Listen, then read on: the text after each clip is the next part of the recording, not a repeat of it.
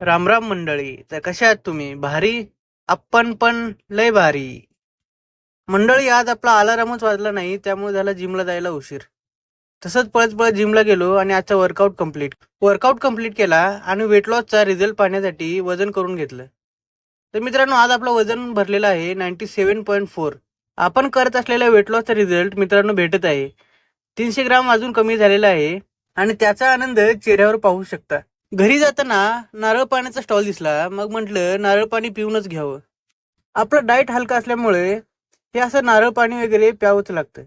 तर मंडळी, नेहमीप्रमाणे कामाला जाण्यासाठी तयार झालो.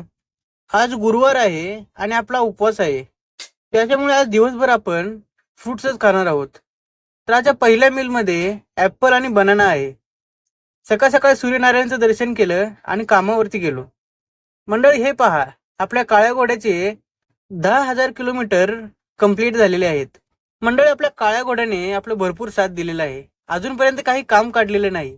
मंडळी, दुसऱ्या मिलचा टाइम झाला आहे आणि विषय असा झाला की आईने दिलेला ॲपल अर्धा तर खराबच निघाला. असो, चालायचंच. म्हणून बटर मिल्क घेतलं आणि आता सेकंड मील कंप्लीट केला. कामावरतून सुट्टी झाली आणि ठरल्याप्रमाणे कलेक्शनला गेलो. कलेक्शनही आटपलं आणि घरी आलो. घरी आल्यावर उपवास कसा सोडायचा त्याचाच विचार करत होतो. मग ठरलं एकदाच. ओट्स आणि काकडी होती आजच्या लास्ट मीलमध्ये. तर अशा प्रकारे आपल्या वेट लॉसचा 4था दिवस संपला आहे. तर मंडळी, कसा वाटला आजचा व्लॉग कमेंट करून नक्की सांगा. लाईक करा, शेअर करा.